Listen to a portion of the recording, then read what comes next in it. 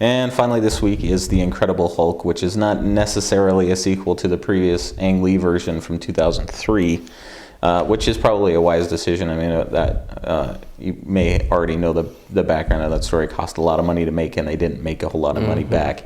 And I like the Ang Lee version.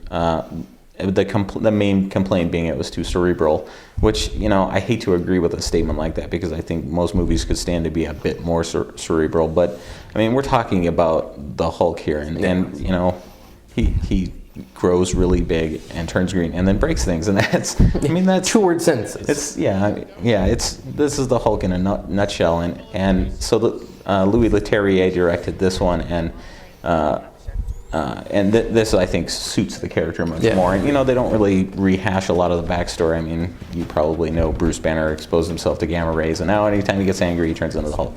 And General Ross, who's played by William Hurt, is chasing him down because he wants to weaponize the effect and create super soldiers. So I like the Ang Lee version, but this one is much more action driven. Yeah. At the expense of plot, I think a little bit, but. Well, at the expense of plot, but you also all have to look at this, that it is a comic book film. Mm-hmm. So I mean, plots, usually in a comic book film have to be, fairly summed up in a book that's short. But I don't think the plot, I think the plot was a little bit better in The Incredible Hulk, just because it gave, I think, a more, I don't know if you want to call it realistic or tangible threat to the Hulk, with Tim Roth's character, who is Emil Blonsky, who is recruited to track down Ed Norton's character, who's Bruce Banner. He turns into a Hulk-like thing called the Abomination.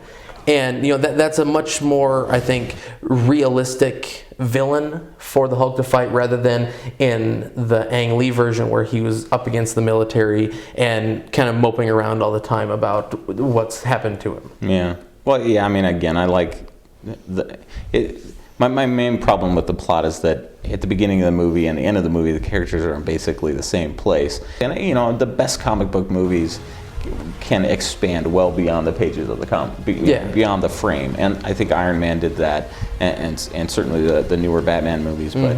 But I mean, again, this is where the character belongs, and he belongs, destroying the streets of New York City. Yep. If aimed well, then he can fight the bad guy too. So it's certainly a more enjoyable popcorn type of Hulk movie. So more suited. And it was a fun movie, so I'd say check it out. Absolutely. And we'll be right back with our weekly wrap-up.